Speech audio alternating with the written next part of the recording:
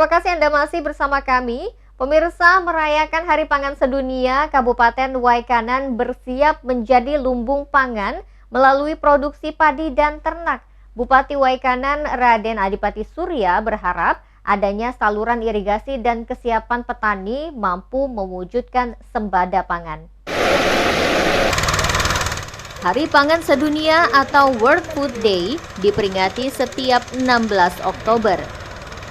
Dinas Pertanian Tanaman Pangan Hortikultura dan Peternakan Waikanan melakukan beberapa kegiatan peningkatan produktivitas dan kapasitas hasil pertanian dan peternakan.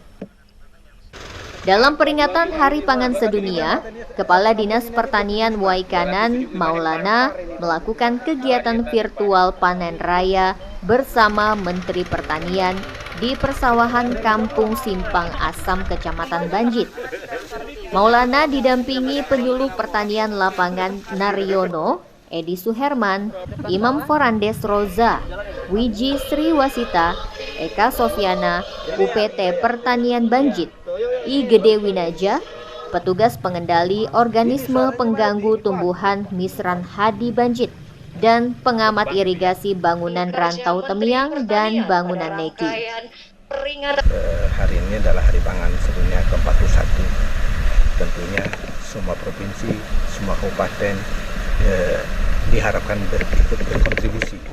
Untuk meningkatkan jumlah pasokan air irigasi ke arah Baradatu, Balai Besar Irigasi membangun sodetan Waibesai atau bendungan Waibesai di Desa Bonglai, Kecamatan Banjit. Pasokan air baku BRT mampu mengairi 500 sampai 1000 hektar area persawahan di Kecamatan Banjit untuk 8 kelompok 25 hingga 30 petani. Terutama untuk saluran tersier, banyak kerusakan di terjunan-terjunan. Di primernya juga ada kebocoran, khususnya di gorong-gorong sama di sipon. Peringatan Hari Pangan Sedunia ke-41 di Banjit juga diisi dengan panen padi jenis Invari 32 bagian, program Dinas Pertanian Tanaman Pangan Hortikultura dan Peternakan Waikanan.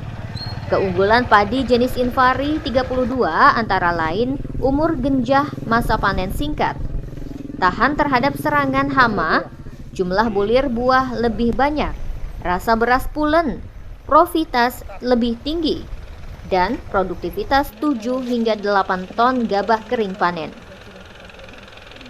Petani setempat berterima kasih kepada Presiden Joko Widodo melalui Kementerian Pertanian dan Kementerian PUPR, Gubernur Arinal Junaidi dan Bupati Raden Adipati Surya. Pemerintah memberikan bantuan program pertanian dan membangun bangunan Rantau Temiang dan bangunan Neki untuk ketersediaan air baku. Selain infrastruktur, petani berharap pemerintah juga memperhatikan pasokan pupuk saat musim tanam. Kalau musim rendeng, masa tanam serempak, pupuk akan mengalami kekurangan. Apalagi sekarang ini program pemerintah pupuk dibatasi, pupuk subsidi itu dibatasi sehingga kami petani hanya per hektar mendapatkan 3,5 kuintal apa berapa itu, sehingga kami sangat kekurangan. Melihat semangat petani mengelola lahan pertanian dan saluran irigasi dengan baik, membuat Bupati optimistis keinginan warga menjadikan Waikanan sebagai lumbung padi bakal terwujud. Pemerintah daerah akan membantu memfasilitasi peralatan dan pupuk bagi petani. Jadi secara umum memang kita membutuhkan alat-alat pertanian lah ya. Tapi kalau kita hanya mengandalkan dari APBD tentu itu agak sulit untuk memenuhi kebutuhan alat-alat pertanian yang dibutuhkan oleh para petani. Bukan hanya persoalan pengering gabah kering saja pasca panen, bukan itu saja, tapi juga alat-alat pertanian lain. Kita sudah berupaya juga, berapa juga kita sudah tembuskan ke kementerian terkait ya, untuk kita bisa mendapatkan alat-alat pertanian. Alhamdulillah sih, seingat saya sih, hampir tiap tahun juga kita mendapatkan alat pertanian, baik itu melalui pemerintah dalam hal ini kementerian, maupun kita melakukan juga lewat jalur-jalur para legislator kita yang ada di pusat ya, apakah itu DPR RI, apakah itu DPD, Beberapa juga alat pertanian juga dibantu oleh para legislator kita yang ada di pusat.